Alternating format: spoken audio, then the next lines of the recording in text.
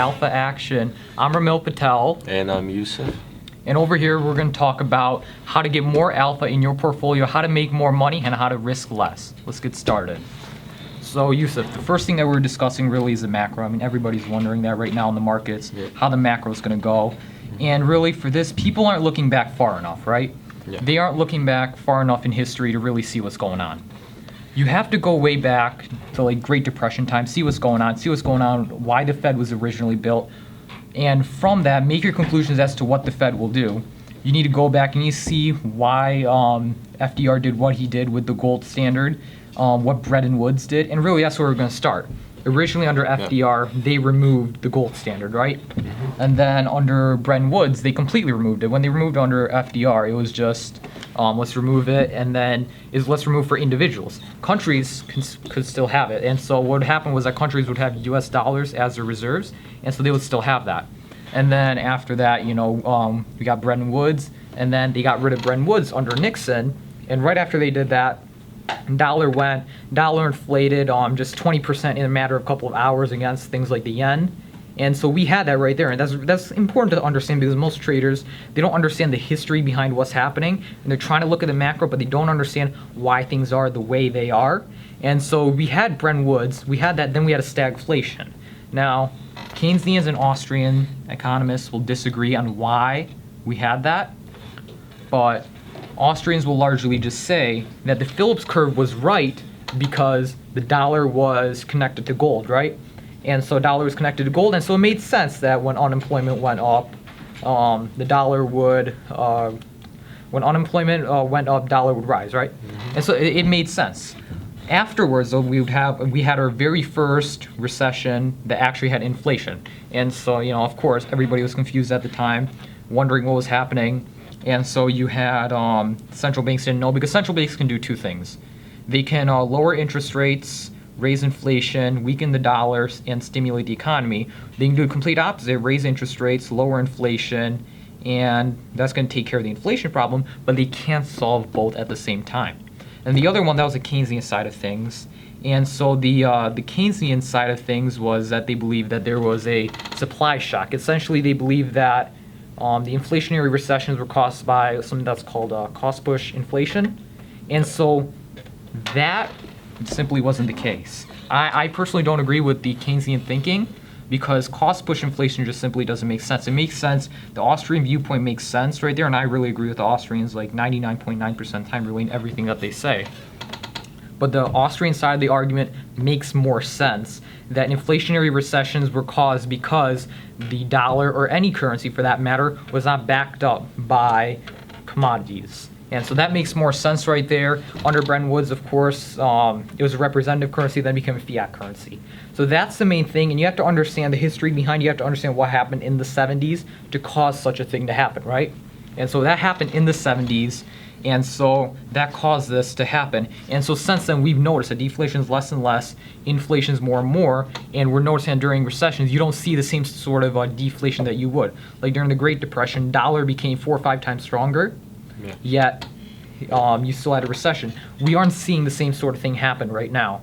Even when you do have deflation during very low economic growth, or well, negative economic growth for that matter, you don't see sort of deflation that you used to.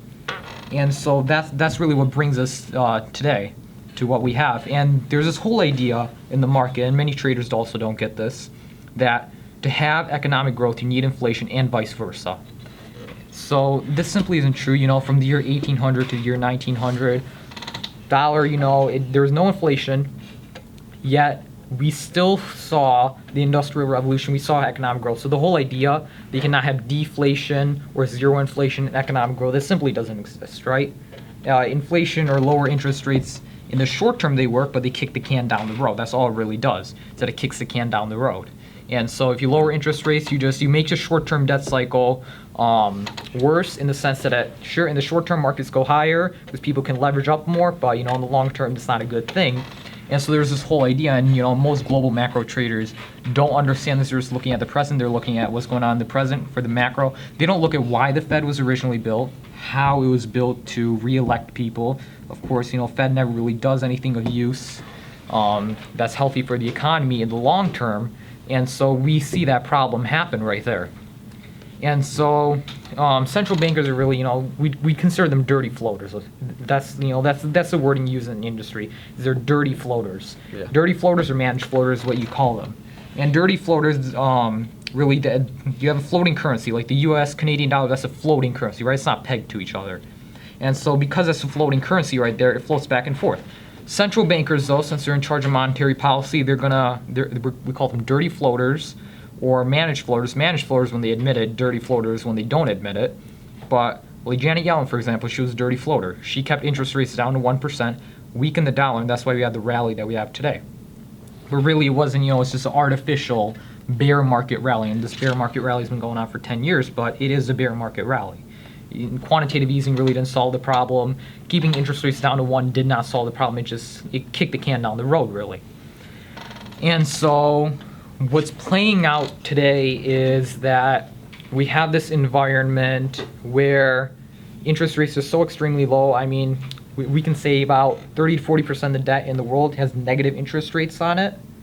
And, inflation is getting higher and higher. The other day we saw a core CPI number. I mean, we're recording this Monday, 16th of September. About a week ago, we saw a core CPI number. It was way, way higher than what was expected. And I think that's just the beginning of the end for the stagflation right there. Because even the core CPI doesn't even measure inflation correctly, right? And the definition of inflation is also being skewed.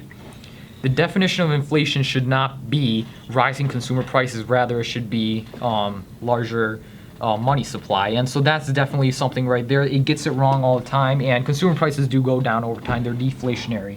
And so that's definitely a big thing. And that's playing out today with the continuation of what we had.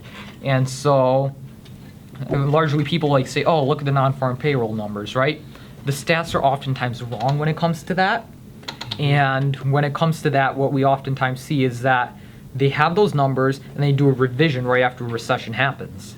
And so that's probably something we're going to see right here. They've already done plenty of changes to the numbers. Yeah. So people were wondering, it must have been the Trump tax cuts, must have been this, must have been that. That stimulated the economy. Really, though, the non-farm payroll numbers were way too high. And they used the birth debt theory, which it isn't true, right? And so there's that happening. And then they're going to try to do QE again, but QE, of course, requires the printing of money. So in the process of stimulating the economy, they're going to raise inflation, debt monetization, negative rates. All of those things are going to weaken the dollar, and they're going to print more money. And so central banks, of course, they can only do one or the other, and that's why central banks don't work in the end. But they can do one thing, or they can do the other, right?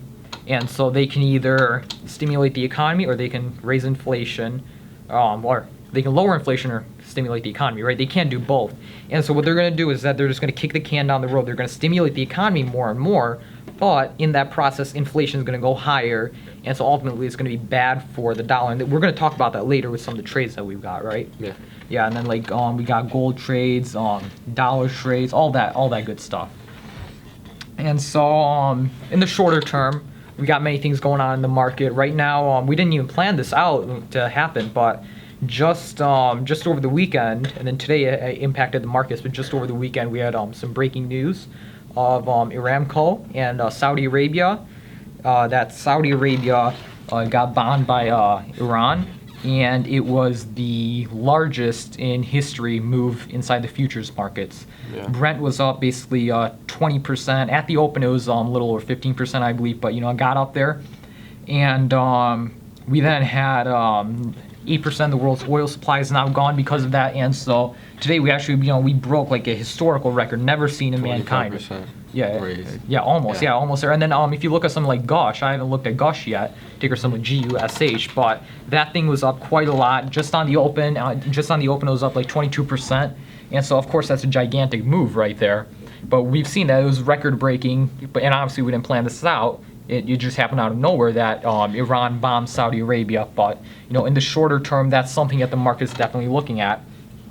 And then something else in the shorter term, of course, is trade war. I got another opinion on the trade war and what's really going to happen right there. And I'll talk about that afterwards. But with the trade war, we have a third thing going on. And the president constantly tweets, okay, they should lower rates, they should lower rates, they should lower rates, right? Yeah. He's saying, okay, lower rates 100%, lower rates down to 0 or negative, right? And really, I think he's doing this because he understands. I think he understands that something's going to happen if they don't do it. The Federal Reserve, they haven't gotten the full message. Right now, they're saying, okay, we'll do, 25 basis points. And originally I was expecting 25 basis points. Now, will this Aramco, Saudi Arabia type thing have any impact on the Fed? It might not. We might have 50 basis points. But 25 is what I was originally expecting. And we're going to see this Wednesday, Thursday, I believe the Fed is meeting. And we're going to see what they do. But, I've been bullish on this ever since December when they said we're going to stop hiking rates. I got it. I was like, okay, they're going to stop hiking rates. And eventually there's going to be a bear market rally. And then they're going to say, okay, we're going to stop cutting or start cutting rates, right? That's what they were going to say. And so, I knew that from the time they came out in December. And then, of course, the VIX was going up. Yet the market was also going up in May, right? You noticed that, right? Yeah. Yeah, okay. So, and I was talking to you about this in May, but at that time I was like, okay, this is a signal because we already knew that fundamentally speaking that the markets were going to go down. It's just a bear market rally. I don't think anybody expected it. Anybody who was really looking at news did not expect it to stay that long. But because of that, we saw that, and that was our technical indicator. Volatility is a fairly good technical indicator to get in and out of positions. And so that's when we got in gold and silver and all that good stuff. And so, we saw that coming. And so right now, we're really just we're looking for those rate cuts Wednesday, Thursday. We're going to see what happens. And the next decade is really crucial. We have the end of the long-term debt cycle, right? And so you have a productivity rate, and this is very basic economics, but you have the productivity rate that shows how productive the economy is, and over time the market gets more and more productive. Like computers, they used to cost, they'll be as large as gigantic rooms. They have very little processing power. Used to cost hundreds of thousands of dollars. Now you get more processing power in your phone. Your phone costs a couple $100s, and so over time, people don't seem to get this, but you can have better quality and cheaper prices. And that's what happens to the economy over time as productivity goes up. To make the economy more productive, we use debt, right? Because if you want to start a business, it's harder to start the business with cash than it is with debt. And so that brings productivity up. In the process, though, you have unproductive debt. Credit card debt, mortgages, all that stuff that doesn't cash flow, right? And so you have the long-term debt cycle because it's just a natural thing that happens because of that, right? Yeah. And so we have the long-term debt cycle that happens, and on top of that, we have the short-term debt cycle. People are not 100% sure as to what's going to happen next. But there's a possibility, and don't quote me on this, but there's a possibility that it gets to the end of the long-term debt cycle. And that only happens like once every 70 to 100 years. So it's a rare event, once every 70 to 100 years, the end of the long-term debt cycle. That might happen, though. And so that's why I always say the next decade is pretty crucial right now from the way it's looking, because central banks don't have much ammo. They can't lower rates. Hypothetically, you cannot lower rates, practically. Hypothetically, you could lower rates as much as you want, lower rates as high as you want, right? It's a hypothetical. Yeah. But practically, you can only lower rates to negative 100%. Nobody is going to give you money, loan you money, and lose money. It doesn't make sense. It's a negative 100, practically speaking. And so that's what makes sense right there. And then there's quite a few problems right there. But we're going to see, I think we're going to see lots of debt monetization, QE, negative rates. That's what I'm starting to see. And then the next thing that we had on was we were talking about the yuan. And then right here, many people think, okay, they're talking about the yuan going below 7 in China. The offshore yuan, I should say. That's why I mentioned I'm going to say outside China. So offshore yuan below 7. They really just follow each other, but they created a separate onshore, offshore. But CHF is what we can go with. So the offshore yuan. Many people think, oh, that thing's gonna go lower. It's not gonna go lower, right? No. Yeah. So it's the reason behind that is because right now they're a creditor nation. You have to understand this different. Debtor nations versus creditor nations. The United States is a debtor nation. They borrowed from China. China gave them money, gave them treasuries. What China's starting to notice right now is that they're starting to let the treasuries mature, and they're very short-term treasuries. They're going to let them mature, use that money, buy gold reserves. China is the largest buyer of gold reserves, currently speaking. And so that's what they're doing. What's this going to do if they sell all those treasuries? That's going to then, or if they just let them mature, that gets rid of the people, that gets rid of the demand. And so, of course, interest rates are going to go up, dollar's going to weaken against that. Yeah. And so we'll see the yuan go up right there. And so this, you really have to understand the difference between creditor and debtor nations. Many people are saying it's going to be like Japan. It's not, because they were a creditor nation. And so you have to understand the difference between two. It's going to be deflationary, I think, for creditor nations, inflationary for debtor nations. And so that brings us up, to our next topic, gold and silver. You have been on this for quite a while, but gold, I'm expecting by the end of 2020 it's going to be at least 3,000. Right now, currently speaking, just over the weekend it was below 1,400. Right now it just reached 1,500 XAU USD. And so we have that, and the silver too. I think that thing's going to rocket higher. We're going to see records being broken right there. It's already breaking records in many nations. We've been on that thing since the beginning, before anybody's been talking about it. Yep. And so right there, I think that's headed higher right there. I think gold could, right now, it's at 1,500. I think that thing could possibly, Go up get up. more. Oh yeah, definitely. The price target that I'm looking at is probably there's no quantitative way to see. You have to see what the central banks do. It's a cause and effect relationship between central banks. It's very theoretical. There's not much analytical things involved in, at least for me, because I tend to be very qualitative and theoretical in the way that I do this. And so for me, it's just cause and effect relationship between the Federal Reserve and what's going on in gold. But we could see that thing, go to 15,000 by the end of all of this in 10 years. So it's not if it's gonna go up, it's when it's gonna go up. Yeah. And many people are saying when, how much is it gonna go up? We don't know the exact amount right now. That's why I'm saying it's a cause-effect relationship. We have to see, how much will the central banks try to do quantitative easing, debt monetization, lower rates. If they really lower rates, if they do a lot of quantitative easing, if they try to kick the can down the road, it's going even higher. And so the markets, they have to choose one area in the markets. They either have to raise inflation and raise economic growth, or they can lower the inflation, which is going to keep gold down. But on the other hand, gold will then, or the markets will then also go down. So they can't do both. I think they're going to go with the markets and the equities markets, and they're going to try to push them higher. But in the process, gold is also going to go higher right there. And so that also brings up Treasury bills. Treasury bills, I expect them. Right now the yield curve's inverted. I expect it to go the other way.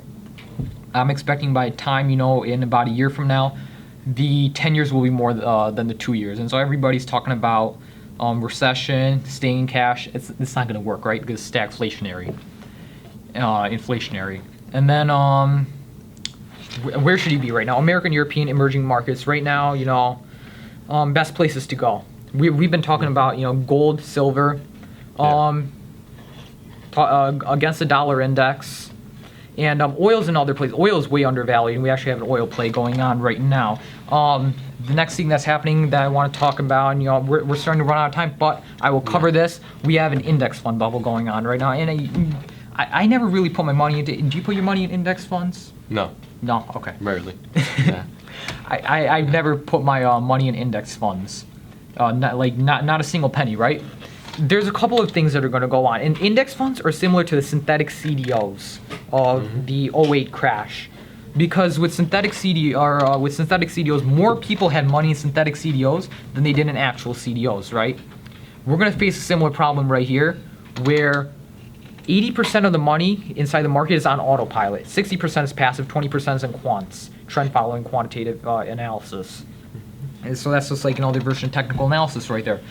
But because of that, we will see the move away from index funds. I think this is the end of passive investing. This is the beginning of more active investing. Because what we saw, there's a lack of liquidity right now. If anything goes down, it's going down, all the way down. Because there's not enough volume. Most of the companies in the Russell trade less than 1 million shares a day. There's no way, if everybody's trading the Russell 2000, that they're going to be able to get out of that quick enough. That's one reason. Second reason, they don't even own the underlyings. They own derivatives of the underlyings, and so they don't actually own the 2,000 shares or the 2,000 equities within the Russell, and then however many shares there are over there.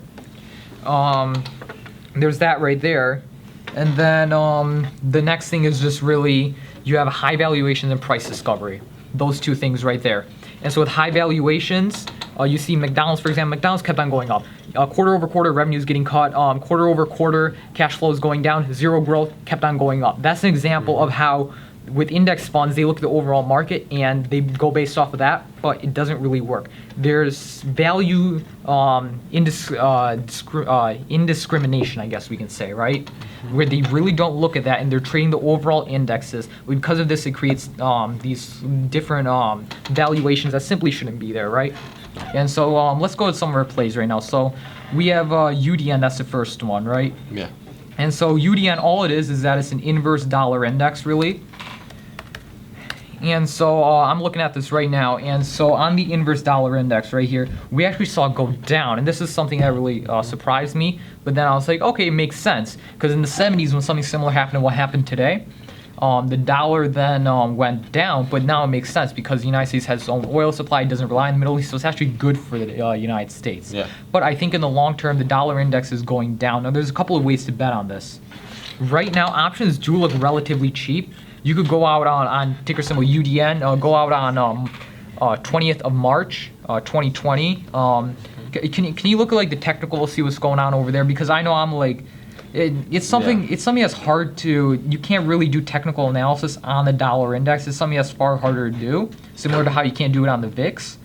But with that said, it doesn't completely block it out. People like to say they don't trade the dollar index directly, so you can't actually do technical analysis on it, but they do trade the dollar index funds for that matter. And so you can do it on there. And so, I mean, right now what we're seeing is that, from what I'm seeing right here, It's been down. Yeah, it's been down quite a lot because it's the bearish fund, but I think there's going to be a bounce right there. And right now, I mean, just technically speaking, you're looking at 2032, right? Yeah. 2032 levels. And then on the upper side, we got 2046 right there, right? And so on there, right there, there's a couple of ways you can do this. You can buy there's very little liquidity in this, but I think it's so cheap compared to the Black-Scholes ratio. And so on March 20th of 2020, you can buy the calls for a strike price of 21, and the ask is 40 cents a share. And so honestly, that isn't too bad. You can do it for like twice the price of buying one share right there. So it's not that bad, right? Yeah. Right. And so we got that right there. You can do credit spreads too, right there. But there's not a lot of liquidity, so it's harder to do it with credit spreads, right there. So I would just stick to buying call if you want to do that. Although that's not the best trade. We also have the VIX, and the VIX is definitely heading higher. And so on the VIX, it's really one of those situations where options are just so expensive at this point. What I'd probably be doing is that in the VIX, you want to look a lot more longer term. You want to go all the way out, like if you can. Back like 6 months. No, like probably even more than that. Like if you can go out like, and I wish they had ones that were going out even farther, but they have them on February 19th, 2020. I still, I personally wouldn't put this trade on because I think the central banks are probably going to kick the can down the road. But I would wait for prices to go lower because right now, I just don't think it's the best. Okay, we're going to see you guys next Monday. Thank you for watching. Yep.